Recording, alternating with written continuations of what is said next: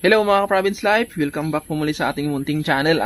Ngayon nga ipapakita ko sa inyo mga ka-Province Life at ipapakita ko kung gaano nga ba kadali at kabilis mabuhay ang Madre de Agua mga ka-Province Life. Kasi siyempre napakaraming gustong bumili, nagtatanong kung madali lang daw mabuhay yung Madre de Agua, kung safe ba na mag-travel yung Madre de Agua natin kasi pinapadala natin sa Luzon, Visayas, Mindanao na stick lang, wala pang ugat, hindi pa buhay. Kaya sinasabi ko sa inyo na madali lang mabuhay ang Madre de Agua, kaya ngayon ay ipapakita natin. Una kong ipapakita ngayon mga ka-Province Life, yan, kung gaano nga ba kabilis mabuhay ang Madre de Agua. Summer ngayon, talagang wala nang ulan. Yan, ito yung mga pinagputulan natin dati, oh. Nabuhay siya mga ka-Province Life, tumubo siya.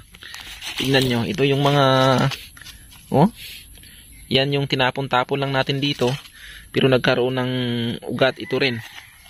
Kung napapansin nyo ito, oh, kumakapit talaga yung ugat niya, tumubo ng kusa lang sa kanya lang. At tinapon lang natin to kasi maliliit na, hindi na natin binibinta yung mga batang sanga. Pero tignan nyo mga Province Life, nabuhay siya dito lang. Yan, oh, hindi talaga yung tinanim mga Province Life, kumbaga nabuhay lang siya dyan. Ganyan sa kabilis mabuhay ang Madre de Agua. At maipapakita pa ako mamaya. Ito yung sinasabi yung tinatapon lang natin mga Province Life, yung mga sanga-sanga na maliliit. Ito. Pero ito, tignan nyo. Buhay din ito. Nabuhay din. Yan. Siguro mga 2 buwan na dito, 3 buwan.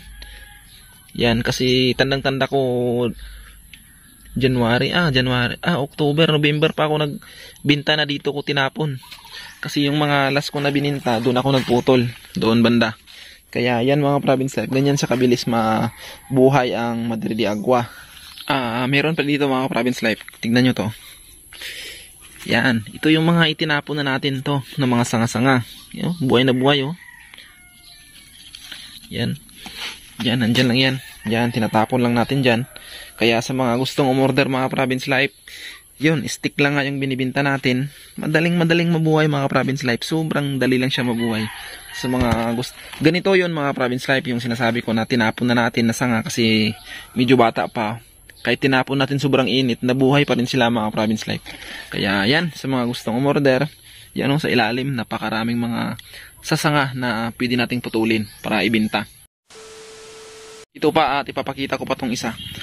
Nung nakaraan, nga, mga ilang buwan na rin na nakalipas, pumutol nga tayo dyan, yung mga malalaking sanga, pinutol natin yan. Kaya ganyan na. Ito, tumubo rin mga Province Life po, ang ganda ng tubo niya, napakataba. Napakalusog na Madre de Agua na to. Yan. Napakalusog. Ito yung tinapon natin dati. Itong napakalaking sanga kasi wala na tayong pagtatamnan.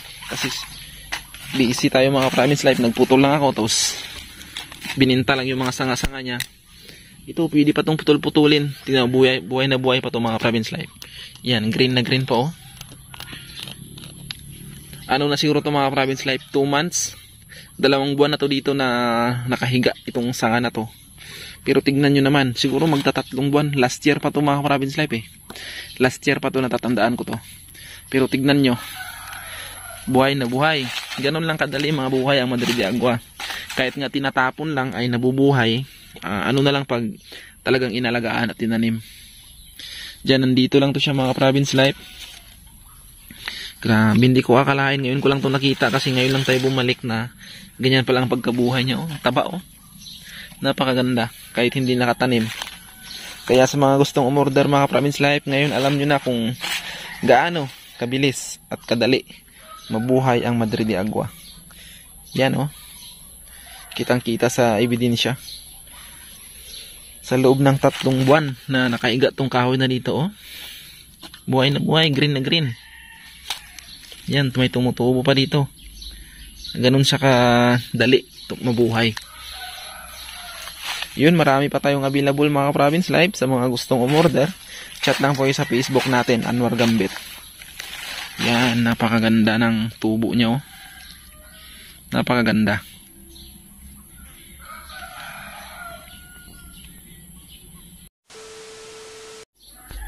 Yun, sana ay nakatulong yung pinakita natin.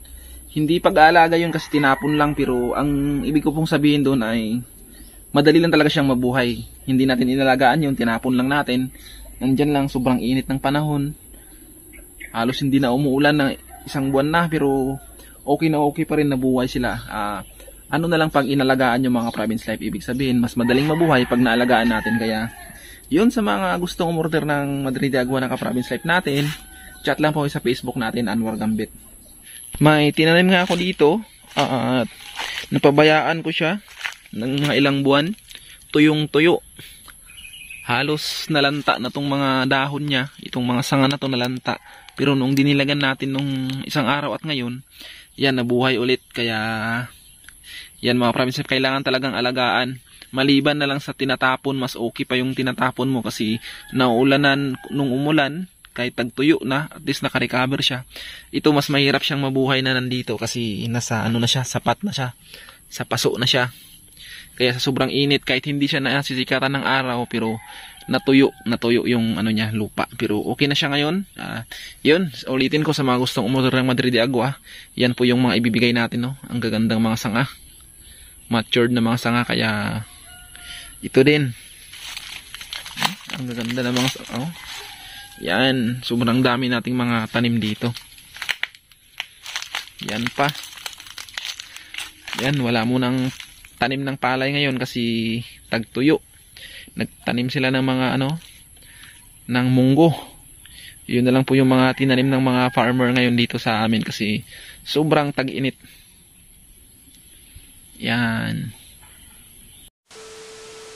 Yun nga, maraming salamat mga province life, at umabot na tayo ng 20,000 subscribers. Maraming salamat sa suporta nyo mga province life. Dahil sa inyo ay nagpapatuloy tayo, at dahil nagugustuhan nyo yung ginagawa natin, kaya pinagpapatuloy natin yung ginagawa natin dito sa farm. Maraming salamat sa laging nagko-comment, laging nagpapa-shoutout, at sa mga OFW na laging nandyan, at saka sa mga silent viewers natin na sumusuporta palagi sa channel natin. Maraming salamat sa inyo mga ka-province life.